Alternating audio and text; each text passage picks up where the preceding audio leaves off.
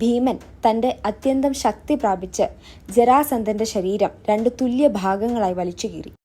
പക്ഷേ വിജയാഘോഷത്തിനായി ഒരുങ്ങിയപ്പോൾ ആ 2 ശരീരഭാഗങ്ങളും കൂടി ചേർന്ന് ജരാസന്ധൻ പഴയ രൂപത്തിൽ തിരിച്ചു വന്നു. എത്ര ശ്രമിച്ചിട്ടും ഭീമന് ഇതിൽ വിജയിക്കാനായില്ല. ഇതിൽ നിരാശ തോന്നിയ ഭീമൻ ഭഗവാൻ കൃഷ്ണനെ നോക്കി ഒരു സൂചന തേടി. ഇതു മനസ്സിലാക്കിയ ശ്രീകൃഷ്ണൻ ഭഗവാന്റെ സമീപത്തുണ്ടായിരുന്ന ഒരു പുല്ലെടുത്ത് അത് 2ആയി കീറി അതിൻ്റെ വലതുഭാഗം ഇടത്തേക്കും ഇടതുഭാഗം വലത്തേക്കുമായി എറിഞ്ഞു. ഭഗവാന്റെ സൂചന മനസ്സിലാക്കിയ ഭീമൻ ജരാസന്ധന്റെ ശരീരഭാഗങ്ങളെയും അതുപോലെ വിരുദ്ധ ദിശകളിലേക്ക് എറിഞ്ഞു. അങ്ങനെ ജരാസന്ധന്റെ അന്ത്യം വന്നു. ഭഗവാൻ ശ്രീകൃഷ്ണൻ ജരാസന്ധന്റെ പുത്രനെ മഗധ രാജാവായി നിയമിക്കുകയും പാണ്ഡവരുടെ നേതൃത്വത്തിൽ രാജഭരണം നടത്താൻ ഉപദേശിക്കുകയും ചെയ്തു.